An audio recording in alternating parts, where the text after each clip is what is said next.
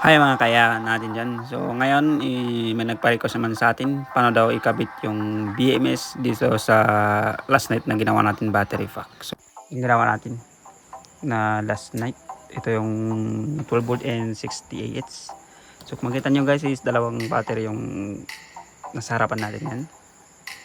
Ito yung 60 Ah at saka ito yung isa is 100 Ah. So since na iba yung paggawa ko dito. So actually pwede naman, pareho naman siya na 12 volt, ito 12 volt din to. Pareho naman siya. So yung paggawa ko dito, pinahaba ko lang, apat na pinatong ko. Pero dito, dalawa yung nakapatong, pero yung 12 volt din to. Ginuhin ko lang doon sa baba. So ngayon, ipakita ko sa inyo, turo ko rin sa inyo dito kung paano yung pag-join para hindi ka malito. Kasi pareho naman siya na 12 volt, pero iba, ito apat lang nakapatong at saka ito dalawa lang. Result tayo guys. So ito, yung test natin, try muna natin ito. Saka itong BMS. Ito yung 30 amp. So kung gusto nyo ng ganitong BMS, ilalagay ko yung link sa description ng ating video. Kasi itong kaya ginawa ko itong 30 amp lang yung BMS. Kasi wala akong ibang BMS. Saka malit naman yung battery. Ito para sa piece wifi lang to at saka isang Black Mamba yung battery dito. Itabi muna natin ito guys. Ito. Saka ito, itabi muna natin. Pero kung makita nyo guys, ito yung wire nya. Yung wire. So kung gusto nyo gumawa ng ganito, pwede rin. Kahit malaking battery naman pwede. Pero kung marunong kayo magsolda, pwede naman kayo magsolda. Pero sa akin, kasi wala akong solda ngayon, ito yung ginawa ko. Nilagyan ko ng terminal. Ito yung terminal nya. Ito ng terminal yung battery. Ay yung wire ng BMS. So dito sa join guys, kita nyo ito ang battery natin. Ito yung battery, klaro naman yan. Okay tayo, ito yung iba yung pag-join natin dito. Yung positive and negative nya, magkalapit siya. Ito yung maging positive, ito yung maging main ng negative. So dito sa baba, kaya dalawang patong lang ginawa natin dito. Ginoin ko lahat. Positive, ito yung dalawang line na to is positive, at saka ito yung negative. So pinag-join ko lahat. So dito sa gitna, dito tayo nag-join kasi pag join yan dito sa gitna mag-grounded yan. Kaya hanggang dito yung naka-join. Itong maging main ng negative, itong maging main ng positive at saka itong maging main ng negative. So sa ganitong tatlong battery, yung tawag dito is 4S din. Kasi may nagchat naman sa akin kung 2S lang ba yung ganito. 4S yung ganito. Pero ang ginawa ko lang is inunin ko dito sa baba. Ginawa ko siya dalawang negative at saka dalawang positive yung battery. So dito, display ko naman dito guys. Kung natin. Ito. So kung makita nyo ito, yung ganitong battery is 100 Ah.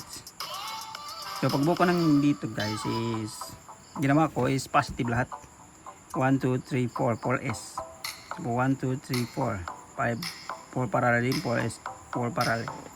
So para maging 12 volt siya, pinagpatong ko. So yung position niya ganun yan.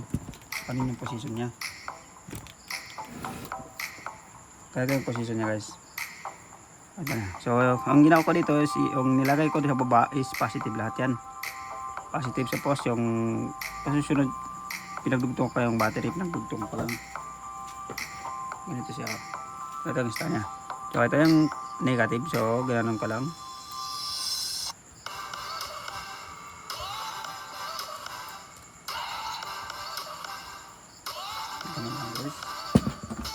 Tapos ganun.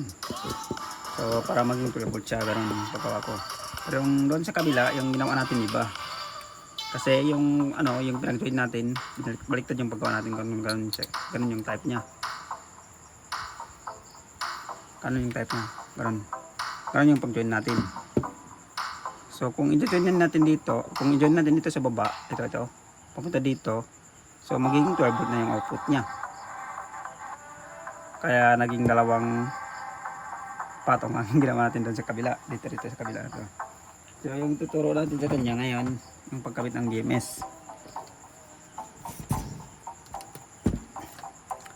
Sa pagkabit ng BMS guys, kung makita nyo to,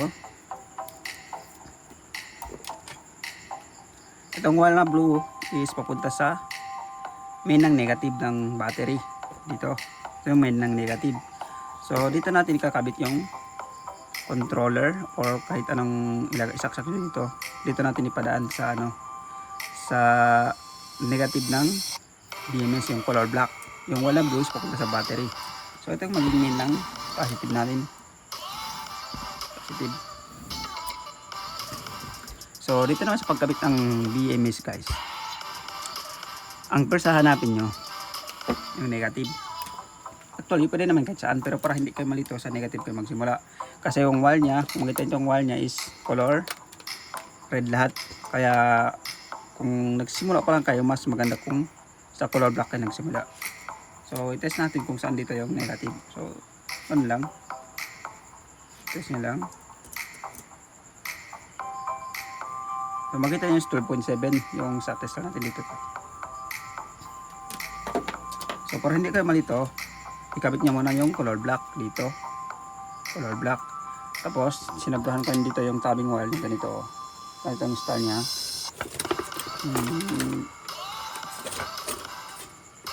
Sinabrahan ko dito para hindi na ako magsolda yung tabbing wire, para ikabit ko lang to. Tapos lagyan ng nut and bolt dito, ganun. So yung first ilagay nyo yung color black dito sa negative.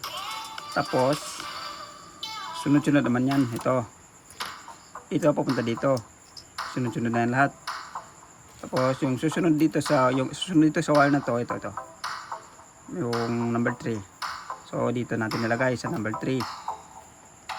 So yung number 4 ito dito. Yung number 4 ito dito natin nilagay. So number 5 dito sa main ng positive. Kaya kung maglagay ka ng BMS, nagsisimula kayo sa color black para hindi kayo malito. Tapos pag nakabit nyo yan dito, sunod-sunod na yan lahat. So maliwanag. So proceed tayo doon sa isang battery. Kasi bakit daw dalawang patong lang? Bakit lang 2S? So hindi yan 2S, 4S lang yan. Kasi pinatong ko lang, enjoy ko lang doon sa kabila. So dito tayo. Ito yung main ng topic natin kasi dito yung tinatanong niya kung paano pagkabit ng BMS. Kung makita nyo guys, kung ito dalawang patong lang ginawa natin dito. So yung first hanapin natin yung para sa pagkabit ng BMS. First hanapin natin is yung negative. Para sa black tayo magsimula. So i-test natin para makita nyo ito. I-tester natin guys. So first natin hanapin yung negative. So kung makita nyo is 13.3. 13.3. So ibig sabihin okay yan. Ito yung positive at saka ito yung negative. So ito yung mga natin. So wala akong dito, wala akong active balance kasi naubusan ako ng active balance. So sa paglagay ng active balance, pwede nyo pagsabayin. Yung color black is sa color black. Dito. Kalimutan ko explain yung active balance. Ito na guys. Ito yung wall ng active balance. Kung makita nyo yung isang wall na to, is active balance yan. So yung susunod sa black,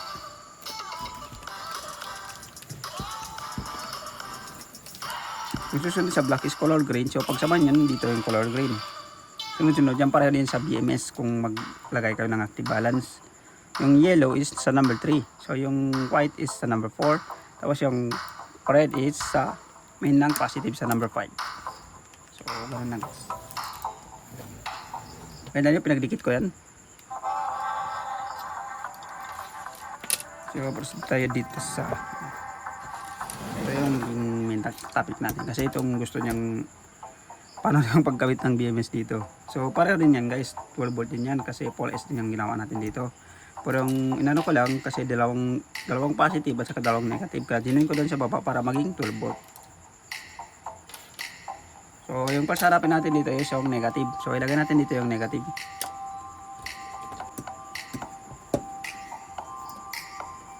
Negative. Sa negative tayo. Ito yung main ng negative Sa negative kayo magsimula sa color black.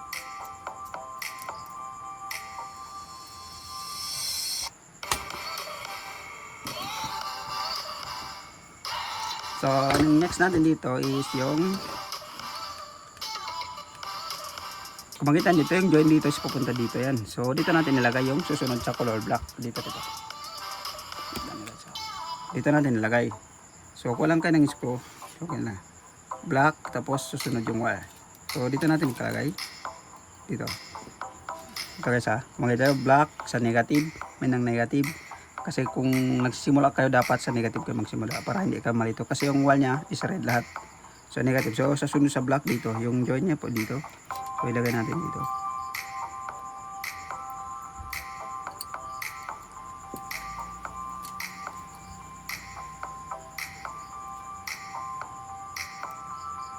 So mamaya higpitan natin to guys. Pakita ko lang sa inyo. So para hindi ka malito, tingnan nyo.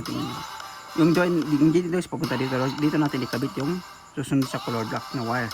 So yung ito, yung join dito is papunta dito. So dito natin ikabit sa baba. Dito natin ikabit guys.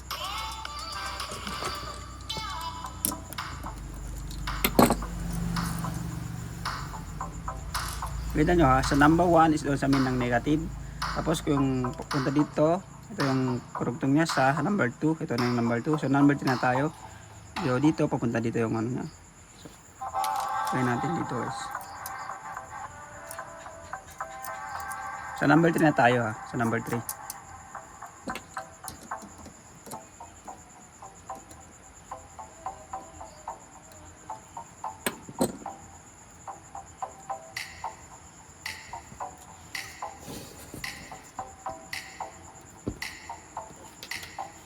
Sa number 3 na tayo. So, makita nyo yung dito, yung nitong join kasi na-join natin lahat. Tapos pag ganun siya, tapos papunta dito sa kabila. So dito natin lagay guys, dito. Dito. Dito ito. Yung ito. So dito. So dito natin lagay.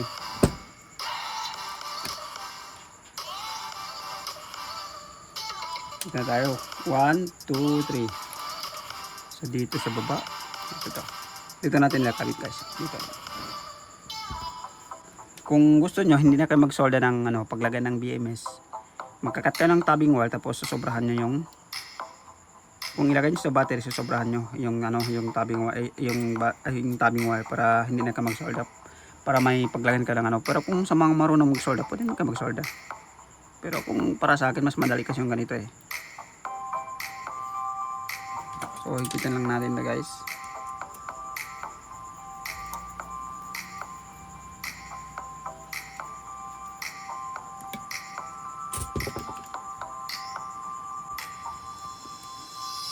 So yung last natin ito, makita nyo sa may main ng negative, isa lang yung hindi nakabit natin. Yung positive is papunta dito. So yung join is papunta dito. So tapos yung sa number 3 is papunta dito, kinabit natin yung wall nya. So yung itong maraming na to, kasi na-join natin lahat dito. So yung is papunta dito yung join nya. Ito. Papunta siya dito. Bawa kasi yung dito sa gitna hindi naka-join, kaya naging dito yung join nya. Diba na? So sa mga gusto talaga matuto kung magbuo ka ng ganitong type ng battery, paki-sundan na lang video para iwas masira yung yung BMS. So yung last is dito sa amin ng negative. So mamaya itetest natin yan kung masisira yung BMS, kung baliktad yung paggawa natin, wala na yan. Hindi ko ikakat yung video para makita nyo kung masisira, wala yan, bibili lang ba ako. Ano naman tayo eh, sa mga gusto talaga matuto mag DIY, kung nasisiraan kayo ng BMS, yan normal yun sa sa mga tao na gusto talaga matuto. Ito yung BMS natin. Yung active balance, wala, hindi ko na ito lalagyan ng active balance kasi sa akin naman to eh, ilagay ko dun sa sa piso wifi ko sa bahay ng kaibigan ko. So ito active balance. So ito, lagyan mo natin ng tape para iwas disgrasya tayo.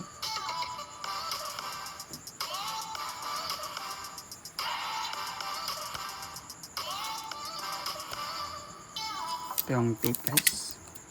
So, ilagay na natin dito. Kasi sa ganitong pagbuo ng battery, sa ganito guys, kasi yung ito malapit kasi yung positive and negative niya. Malapit, nakakatakot kasi pag nahulog dito mga screwdriver niya, magka-grounded yan kasi bawal yan, yung ito bawal na pumunta dito. Pero sa ganitong paggawa niyo ng battery, yung negative niya is dito, yung positive niya is dito sa kabila. So mahirap siya mag-grounded dito lang dito. Kasi pag dito, dapat ingatan ka sa paggawa ng ganito kasi malapit yung positive and negative niya. Pero dito, malayo eh. Sa kabila, dito yung main ng negative at saka doon, sa kabila yung main ng positive. So yun ang pinagkaiba niya sa dalawang battery. Pero pareho naman siya turbo. So, ayan, kung natakot kayo baka masira yung BMS nyo, pwede kayo mag-test.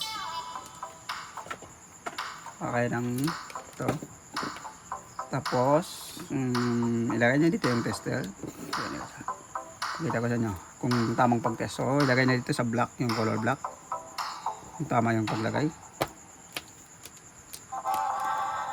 Andal naman yan dyan. So ilagay nyo sa color blocks. Tapos sunod-sunod na yan.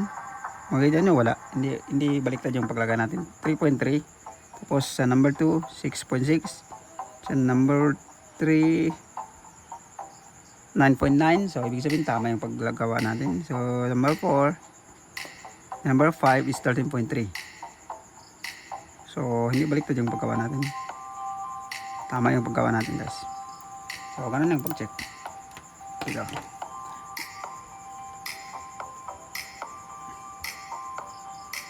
Color black, ilagay nyo din sa tester na negative. Tapos sunod-sunod naman yan kung hindi baliktad yung paggawa nyo. So ngayon kakabit natin yung yung BMS. Kakabit natin yung BMS guys. Paano ko lang para klaro tayo sa pagkabit ng BMS. Pagkabit ng BMS, kayo lang bahala mga guys dito kung paano yung tamang pag-ayos nyo. So yung ilalagay natin dito guys is yung ulit ko yung ilagay natin dito is color blue. Yung wall na blue. Itong color blue ito. Itong color blue. So kayo lang bahala kung saan nyo nilagay yung posisyon ng BMS nyo. Kayo lang bahala maglagay kung paano nyo ilagay. Sa akin ganoon yung paglagay ko kasi ganoon yung posisyon ng battery ko eh. Ganoon yung gusto ko eh. So lagyan ko lang mamaya. So i-join muna natin para makita nyo. Tatanggalin muna natin ito guys. Kasi dito natin ikakabit yung dito natin i-join yung BMS. Makita nyo yung BMS is yung papunta sa battery is yung color blue.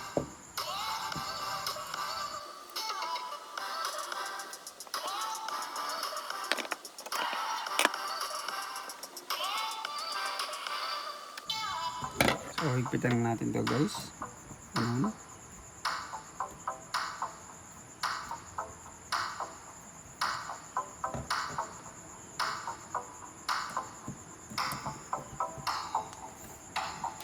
Ngayon, iti-test natin kung tama yung paggawa natin. So, sa paglagay ng BMS, hindi naman yung papasok kung baliktad yung paggawa niya. Ito. Kung baliktad yan, hindi naman yung papasok. So, ilagay lang natin. Ganon. Tapos, iti-test natin ngayon kung tama yung paggawa natin. So, inulit ko muna. So, inuulit ko lang bawal kayo maglagay ng kahit anong dito. Kahit anong mga screwdriver o kahit anong tools, bawal yan. Kasi mag-grounded din. Yan ang pinagkaiba ng dalawang battery na to. Kasi ito magkalapit yung positive and negative niya. So yung ito doon sa kabila yung main ng positive and negative doon sa kabila. So kung para sa akin kung baguhan kayo mas maganda yung ganito. Huwag yung ganito kasi malapit yung baka mag-grounded. So ngayon i-test natin. Tanggalin mo natin yung elit, yung packing tape niya. Ganun tayo kalakas packing tape yung ginamit natin.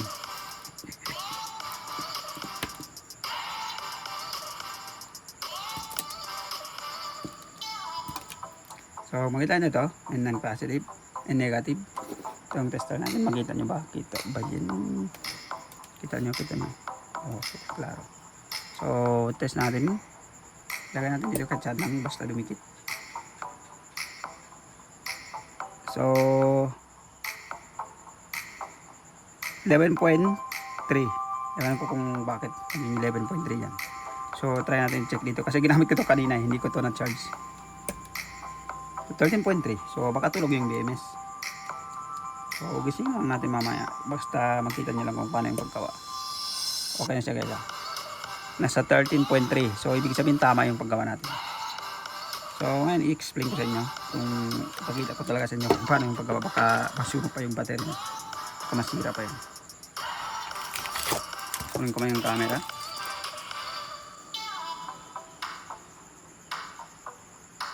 So ito yung ano guys, tapos na natin ikabit lahat. So ulitin ko lang ha. Yung BMS, yung color boost papunta sa battery. Yung ito, pumunta sa controller or kahit anong kung lagay ko ng mga load dito. Gusto yung padaan. So yung connection niya, yung first hanapin niya yung color, yung negative. Ito yung negative natin. Color black. Sa color black kasi yung wall ng BMS, red yan lahat eh. So yung connection dito is pupunta dito. So dyan natin dito, yung isang wall, yung number 2 wire na. Tapos yung dito, yung connection niya is pupunta dito. So yung ilagay natin dito yung number 3. Yung itong connection kasi naka-join man yan lahat dito. Yung wall niya, pupunta dito. So ilagay natin dito yung number 4. So sa number 5 dito, sa main ng negative. So maliwanag. So doon naman tayo sa isang battery para makita nyo. Kasi mas maganda kasi yung pagbuo ng ganitong battery kasi malayo yung negative niya. Madaling sundan kasi yung ito mahirap sundan lalo na pagbaguhan ko pa. So dito tayo sa 100 each. Maganda nyo, ito yung sinusobrang ko ng cabin wire. So yung black wire, ito yung isang wire, ito is wire ng BMS, reactive balance. So isa yung BMS papunta dito. Ito maging main ng negative. So yung susunod is yung connection dito is papunta dito. Sa number 2, ito natin ilagay yung wire niya. So na number 3 ng wire dito sa number 3 din. So number 4 is dito sa number 4. So yung number 5 dito sa main ng negative. So sa pagbuo ng ganitong battery, yung negative niya is dito, yung positive niya ba? Yung positive niya. Tapos yung negative niya dito. So ito na siya boss. Tapos nakuha na nilagyan ng balot. Inayos ko na rin yung mga wire niya. So sa pag-ayos ng wire niya, kayo lang bahala kung anong mga technique nyo sa pag-ayos ng wire niya. Kung paano nyo i-design yung paglagay ng wire. So kayo lang bahala. Basta at least alam nyo kung paano yung pagkabit ng BMS and reactive balance. So nagyan ko ng tape para sa battery. So yung ganitong battery 300 pesos pa isa. Isang ganito. 300 pesos. Kayo lang bahala gumawa ng mga kung anong ilagay nyo pang cover set nyo. So ito na siya. So baka ma-deliver na natin ito bukas or sa next week. So yung 100 AH natin yan na. Lagyan ko lang ng cover sa taas. Kasi ito para sa client natin to. Para sa Starlink gagamitin. So gamit lang tayo guys. So thank you for watching.